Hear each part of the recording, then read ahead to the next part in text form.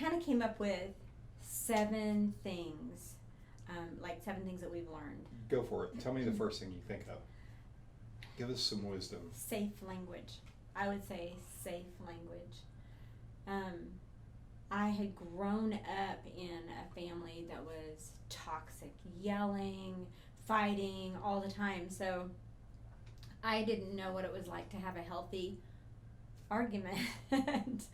And there is a way to have a healthy argument, because it's not if you fight, it is when you fight. There are some no's. There are some absolute don't cross this line, because when you do, it opens such hurt and doubt. We never say, I quit. Because that's what we did the first 10 years of our marriage. Yeah. We said it often, all the time. I want a divorce. I'm done. Yeah. I'm out of here. You'll never see me again. You're not going to see the kids again. Those are things that we said often, What we else? threatened each other with. Yeah. I don't love you anymore. I don't love you anymore. They were looming, hateful darts that we would throw at each other all the time. Number 2 is fight fair. Again, we're going to fight. It's not if, it's when. So you learn how to fight fair. And fighting fair means that you don't use the word you as much as you use the word I. So what does a you statement look like or sound? You always do that. As if I'm that consistent. You never do this. Right. Yeah. Right. You, whatever it is, and you start that out, what you're doing You is... always leave your socks on the floor, Deborah. You never clean up your dish after you get done eating. Those are his faults, not mine. I have my own. So what? Instead of saying that, what would we say? What did we learn to say? Deborah, when you leave your socks on the floor, it hurts my feelings, because I don't think that you care enough to pick them up for me. The saying, don't always do this, because we're not that consistent. Yeah, exactly. Yeah. I feel this way when this happens, because the one thing that you cannot refute is how somebody feels. That somebody's feelings are valid. That doesn't always mean that those feelings are right, but at least you're saying, this is how I feel. And it's a starting point, and it's less aggressive. Yeah.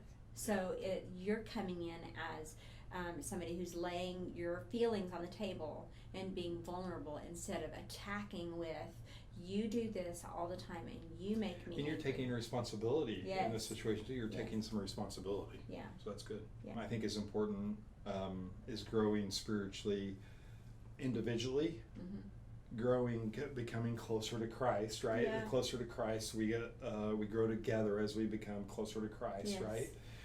So it's important to individually be doing that, but it's also important to be doing that together, right? What are some ways that we do that together? Sometimes we'll read the same book at the same time and we discuss it. We listen to the same sermon at the same time and we discuss it. I love, usually coming home from church, there's not a lot of chit chat about stuff or music, and Chris will ask the questions, well, what's your takeaway? Because it starts a conversation of what we've learned about ourselves, about God, what the Lord is speaking to our hearts. And again, like he said, this is the most intimate thing we can do, is pray for one another. It's also very intimate to pull out of another person something that God is doing in their heart, because then they're allowing themselves to be vulnerable, and you're edifying them by saying, that's so good. That's a great thing that God is saying to you. I was just thinking about, we were talking about the opposites, how opposites attract. Yeah. Right? And that's the one thing that, even though you don't like to vacation necessarily the same way I do all the time, or you don't like the same kind of music I like necessarily, but the one thing that we have in common is Christ. Yeah. And as we talk about him and learn about him together, just how that naturally brings us together. That's really cool, as you're talking about that. I think about, like, when we're teaching people in the ministry about putting Christ first, honestly, that it's not like we're neglecting other things that need to be worked on, but if we put God first, then the other things come more naturally, or you become more teachable for the things that can matter practically. Yeah. The fourth piece of advice, Yeah. or wisdom, Deborah Wisdom, that you would give that we learned over the years. Deborah Wisdom. Deborah Wisdom. I don't know about that. Or what would that be? I think I kind of in my head I label it as no blackballing. So I could run to church, and I could run to my friends. I could run to just about anybody, and I could tell them things that Chris has said, even since he's become a Christian, that have hurt my feelings, or done that has hurt my feelings. You probably could say something that I've done really stupid, right? Some things that, yeah. But I would never say that to anybody. Yeah. But so there are situations that I could say out loud, I'm going to forgive him because I love him, and I know that it was done out of a moment of stupidity, of selfishness or whatever, because I do the same thing. Yeah. But those people now have a skewed vision of who Chris is, of his strengths, because his strengths far outweigh those weaknesses. Those weaknesses come in a moment of selfishness, and vice versa. I'm the high-spirited one of us, so I probably make more mistakes because I'm louder and talk a little bit more than he does. I don't remember a time, at least in the last 20 years, that I've done that to you. But I can tell you what brings anger up inside of me if I hear someone say something negative about you. That's where the anger starts coming out, because I am her protector, and I want to protect her, and not only protect her physically, but protect her from anything that would be said about her or whatever. Yeah. And so, man, oh man, you're my partner, and I only want to say what's good about you. Yeah. We speak life about each other and over each other. So I speak life about my husband to others. And if you hear me talking about my husband, it's going to be good stuff, because he does really good things, and he's very good at being the leader of our home. I don't speak of the negative things. I don't think that we should. Because words have the power to kill or to give life. Yes. Right? Yes. And so we have to choose our words wisely. Yes, we do. Yeah. What I pray for you every morning is to laugh with each other. Again, I think we shared this earlier, but laughter is just so important. Just don't take life too serious. It's not worth it. Enjoy one another, have fun, laugh, and he is my best friend. We have been with each other for 33 years and married for 31 years, and he is still my best friend. I know even the worst parts, and he knows even the worst parts of me, but if you can laugh with one another and look at each other like, I'm so glad I married you, you're the best wife, or you're the best husband, then, that's like best friend stuff. Yeah. Number 6 would be, it's not about me. And I don't get that, because I thought it was about me. Gosh. So what is it? We're so wise. So it's not about me, and it's not about my feelings and what I want all the time. I have to be thinking about your needs, and about what's good for you, and so forth. So I have to put myself aside a lot of the times, and to do what's... Yes. And that is hard on both accounts. So that's hard sometimes when because we know how we feel, and it's hard to get past how we feel. Well, Christ gave the example, and he talks about that in Ephesians, where Paul writes, where he says, we're husbands, I'm supposed to love you like Christ loved the church. Yeah. And then it talks in Philippians about, well, Christ put his feelings aside. Yes. And he said, I'm going to do what's best for the church. Yes. I'm going to die on the cross. Yeah. And so he's my example for you.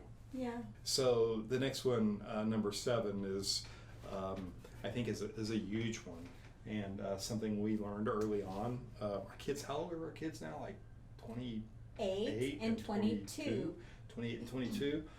So our next one is having common ground with parenting, or I don't know if that's the way to say that, but getting on the same page as parents.